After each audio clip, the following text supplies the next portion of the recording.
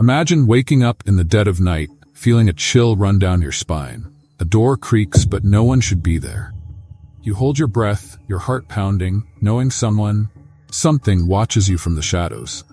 This isn't a horror movie. It's real. A faceless monster stalked the homes of innocent people for over a decade. His name? The Golden State Killer. For 40 years, he evaded justice, leaving behind a trail of nightmares. But when the mask was finally pulled off, the truth was even more terrifying than anyone could imagine. Stay with us and prepare for a real-life horror that will leave you breathless. Between 1974 and 1986, California became the hunting ground of one of the most notorious criminals in American history, Golden State Killer. Over those 12 years, he committed at least 50 brutal assaults and 13 horrific murders. The randomness of his attacks made him a ghost, a faceless phantom that haunted entire communities. He stalked his victims like prey, watching their every move, and then he would strike when they least expected it. The victims, mostly couples, were tied up in their own homes, places they thought were safe. He would force the men to watch as he tortured and assaulted their loved ones. It wasn't just physical violence, it was psychological warfare. The Golden State Killer had a sick way of playing with his victims' minds, sometimes calling them long after the attack, leaving them in a state of perpetual fear.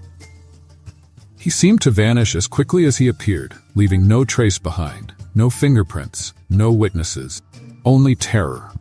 His ability to evade the police and leave entire neighborhoods in fear made him one of the most terrifying criminals in American history. Welcome to True Stories Unveiled, the channel where we unravel the darkest true crime stories, unsolved mysteries, and chilling real-life horrors. If you love a good mystery and tales that will keep you awake at night, make sure to subscribe, like this video, and hit the notification bell. You won't want to miss what we uncover next, because sometimes reality is scarier than fiction. His crimes weren't just about the physical violence. The Golden State Killer waged psychological warfare on his victim. He would stalk them for days, sometimes weeks, studying their routines. He knew when they would leave, when they would return, and what time they would fall asleep.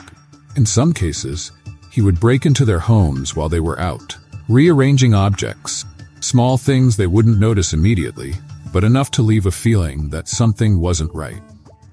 Imagine going to sleep, not realizing that someone had been inside your house just hours earlier, setting the stage for a nightmare you couldn't escape. When he finally struck, terror was overwhelming. He would tie up the victims, blindfold them, and then proceed with his horrific assault. But his cruelty went beyond just the physical.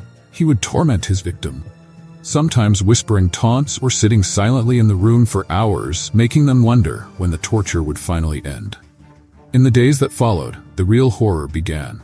Victims would receive strange phone calls where the killer would say nothing, or worse, whisper terrifying reminders of what they had endured. His presence lingered long after the attacks, as though he was always watching, ready to strike again. For many, the psychological scars never healed. They lived in constant fear, haunted by the faceless monster who could still be out there. For years, police were chasing shadows. The Golden State Killer seemed to be everywhere and nowhere at once. His attacks spanned different counties, which meant law enforcement struggled to connect the dots. The randomness of his crimes only added to the confusion. Detectives would pore over crime scenes, desperate for any clue that might lead them to the faceless killer. But each lead, each piece of evidence, led nowhere. It was as if he vanished into thin air after every attack. Despite their best efforts, investigators couldn't track him down. His ability to stay one step ahead of the police was nothing short of terrifying. They had DNA evidence, but in the 1970s and 80s, forensic technology wasn't advanced enough to identify him. Time and time again, detectives would hit a dead end, their frustration growing with each unsolved case. As the years passed, hope began to fade. Detectives who had dedicated their lives to catching the killer started retiring. Golden State Killer became a ghost, a specter who haunted California without leaving any clear trace. The case wasn't cold, just waiting for the right moment, right breakthrough, to reignite the hunt.